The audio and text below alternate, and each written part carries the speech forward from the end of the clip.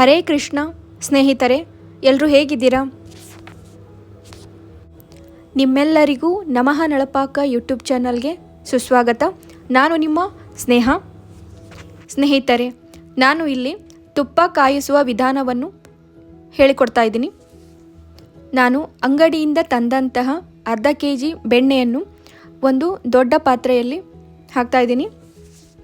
Friends, ನಾನಿಲ್ಲಿ ಬೆಣ್ಣೆ ಕರಗಿ ಕಂಪ್ಲೀಟ್ ತುಪ್ಪ ಆಗುವವರೆಗೂ ಸ್ಟೋವನ್ನು ಮೀಡಿಯಮ್ ಫ್ಲೇಮಲ್ಲೇ ಇಟ್ಟಿರುತ್ತೇನೆ.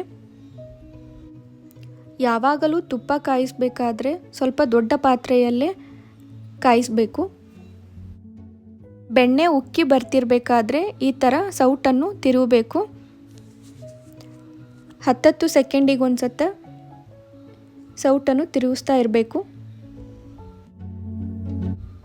ಸ್ನೇಹಿತರೆ, ನೀವು ಇಲ್ಲಿವರೆಗೂ ನನ್ನ ನಮಃ ನಳಪಾಕ ಯೂಟ್ಯೂಬ್ ಚಾನಲ್ಗೆ ಸಬ್ಸ್ಕ್ರೈಬ್ ಮಾಡಿಲ್ಲ ಅಂದರೆ ದಯವಿಟ್ಟು ಸಬ್ಸ್ಕ್ರೈಬ್ ಮಾಡಿ, ಪಕ್ಕದಲ್ಲಿರುವ ಬೆಲ್ ಐಕಾನನ್ನು ಒತ್ತಿ. ರೆಸಿಪಿ ವಿಡಿಯೋಸ್ ಹೇಗಿದೆ ಅಂತ ನಿಮ್ಮ ಅನಿಸಿಕೆ ಅಭಿಪ್ರಾಯಗಳನ್ನು ಹಂಚಿಕೊಳ್ಳಿ. ಸ್ನೇಹಿತರೆ, ನೀವಿಲ್ಲಿ ನೋಡ್ತಾ ಇದ್ದೀರಿ, ನಾನು ಕಂಟಿನ್ಯೂಸ್ ಆಗಿ ಸೌಟನ್ನು ತಿರುಗ್ತಾ ಇದ್ದೀನಿ. ಸ್ಟವ್ ಮೀಡಿಯಮ್ ಫ್ಲೇಮಲ್ಲೇ ಇಟ್ಟಿದ್ದೀನಿ. ಇವಾಗ ಸ್ವಲ್ಪ ಮೇಲೆ ಗುಳ್ಳೆ ಗುಳ್ಳೆ ಬರ್ತಾ ಇದೆ.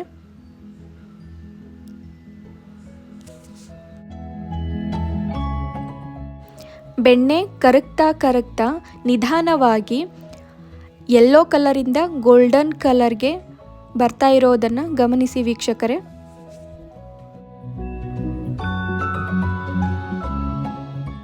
ಸ್ನೇಹಿತರೆ, ನಾನೀಗ 7-8 ಮಿನಿಟ್ಸಿಂದ ಸೌಟನ್ನು ತಿರುಗ್ತಾ ಬರ್ತಾ ಇದ್ದೀನಿ. ಮತ್ತು 2-3 ನಿಮಿಷಗಳ ಕಾಲ ಕಾಯಿಸಿದರೆ ಸಾಕು. ನೋಡಿ, ಇವಾಗ ತುಪ್ಪ ಕಾದಿದೆ. ಈಗ ಗ್ಯಾಸನ್ನು ಆಫ್ ಮಾಡಿ 5 ನಿಮಿಷಗಳ ನಂತರ ನಾನಿಲ್ಲಿ 2 ಎಲೆಯನ್ನು ಹಾಕ್ತಾ ಇದ್ದೀನಿ. ನೋಡಿ ಇವಾಗ ಹೇಗೆ ಮುರುಗನ್ನು ಬರುತ್ತೆ ಅಂತ.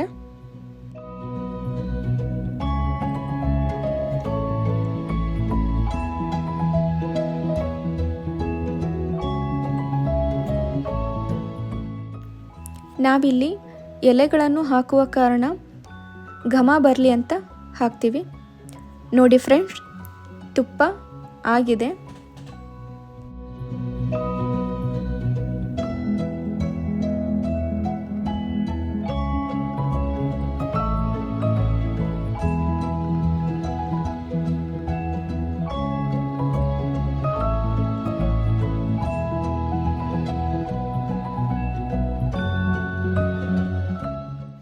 ನಾನಿಲ್ಲಿ ತುಪ್ಪವನ್ನು ಅರ್ಧ ಗಂಟೆಗಳ ಕಾಲ ಆರಲಿಕ್ಕೆ ಬಿಡ್ತಾ ಇದ್ದೀನಿ.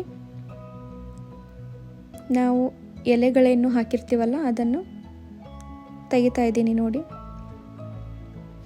ನಾನು ಇದನ್ನು ಒಂದು ಬಟ್ಟೆಯಿಂದ ಸೋಸ್ತಾ ಇದ್ದೀನಿ.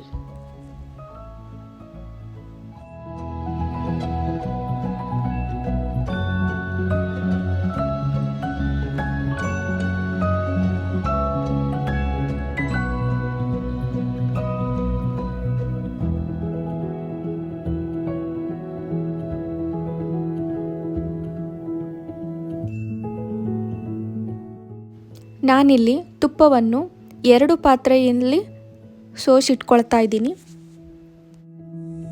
ನೋಡಿದ್ರಲ್ಲ ಫ್ರೆಂಡ್ಸ್, ಬೆಣ್ಣೆಯಿಂದ ತುಪ್ಪ ಹೇಗೆ ಕರಗಿಸುವುದು ಅಂತ.